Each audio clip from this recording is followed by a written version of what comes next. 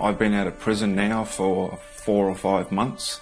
I was captive, and my life started a life of drugs, and it got me on a roundabout where violence, stealing, anything to do with breaking the law, and this ended up with me getting in lots of trouble with the police, courts, and eventually obviously ended up in prison. I've done 2 sentences. The first one was a violent offence to do with drugs, and that was for 9 years. I was only out for a short time. I still smoked marijuana as much as I could, and more if I possibly could, and I ended up getting in trouble once again for violent offences, and I was arrested and sentenced to a further 8 years in prison. And so all up, I was doing 2 sentences with a combined total of 17 years in prison.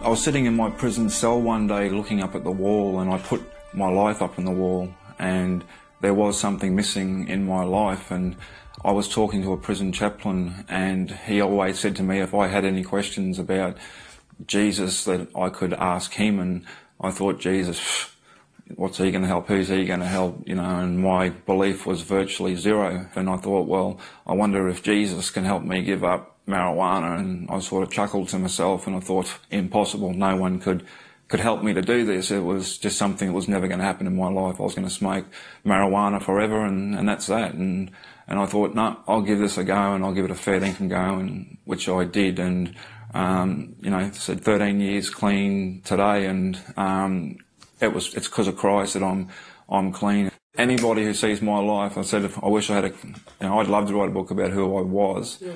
And you know, what have I missed of my old life is a blank page. What am I enjoying about my new life? It's just chapters full of stuff that it's a daily thing that happens, yeah. You know, and not every day is easy, yeah. But it's fulfilling, and at the end of the day, I don't feel that void. What he's given me, you know, is fulfillment, freedom from addiction, you know, freedom from a life of guns in mouths. And in prison, I had to write to people and say to them that I want nothing more to do with you. And my fiancée, Lucille, I said to her, I said, how can I do this? She said, pray about it. And I thought, no, it's not going to do me any good. She said, look, pray about it. She said, the Lord hears, the Lord will answer. He will give you a way to get out of this where your family doesn't get hurt, you don't get hurt, and you can live a free life. And I went, she said, have faith. So I did. I wrote a letter to one of the big blokes that I knew, and for 3 weeks it took him to reply. I mean, I virtually crapped myself every day for that 3 weeks, and I got a letter back after 3 weeks he said to me, thank you, you know, for your honesty and doing things the right way. He said, your family won't be touched, you won't be touched, and if you want to live a life away from drugs and you want to live a life with the Lord, he said, I think you're crazy, but if it works for you, then he said, you're all right. And from that day, yeah, I was free. You know, that's the Lord, you know. He's done enough for me, and he's done a lot for me in a short time, and I want to give back. You know, I want to walk with my head high now and live a good and clean life.